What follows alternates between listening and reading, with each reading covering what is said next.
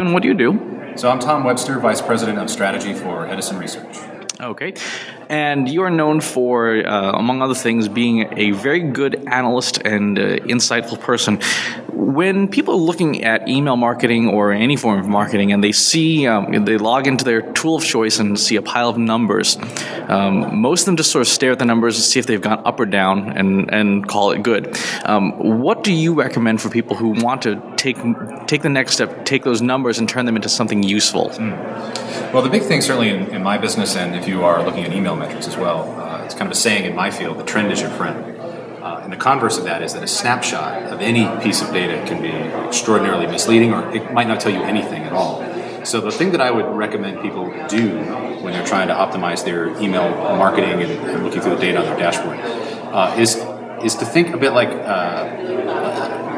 a scientist, in that think in terms of setting up an experiment, changing one variable at a time, and seeing how things change over time, as opposed to looking at snapshots. So, for instance, if you tweak one variable at a time in a marketing message, you need to be looking at what you have before you did that and what you have after you did that, so that you can then decide if what you did actually was what moved the needle, or if something else actually moved the needle. And there's some math to do that. But I think a lot of people are focused on the snapshot measure. And the biggest thing, certainly in my field, looking at advertising efficacy or marketing effectiveness, things like that, is we look at things pre and post campaign.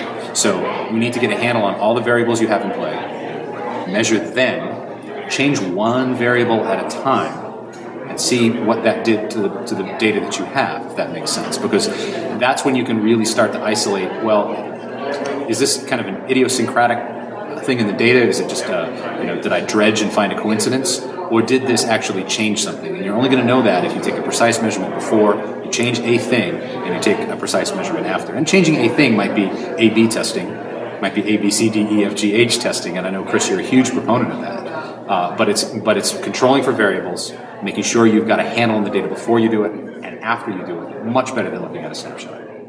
When so many marketers are using so many channels, though, how do you do that isolation and get a valid result? So, for example, if you were looking at conversions on your website, you've got your email, but you've also got social, you've got pay-per-click, you've got all these other things that are all happening at the same time. Right. How do you pull out that data or do a valid study? Yeah. Well, the truth is, Chris, they're not happening at the same time. Everything happens over time.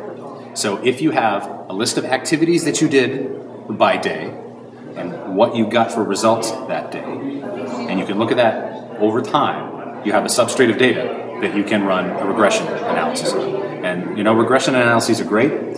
They will tell you how much each of those variables contributed to the variance in the thing you are trying to solve for, which is your conversion rate, or how many conversions you get.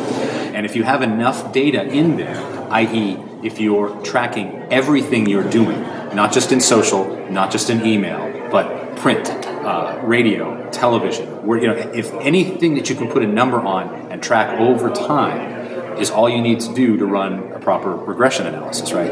And once you run that result, you'll get an answer back for your email marketing. It might be the answer you expect, it might not be the answer you expect, but the key to it is that it doesn't all happen at once.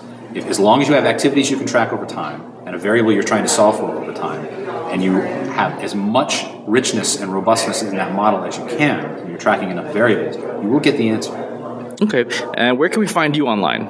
You can find me at edisonresearch.com is my company, and my blog is brandsavant.com.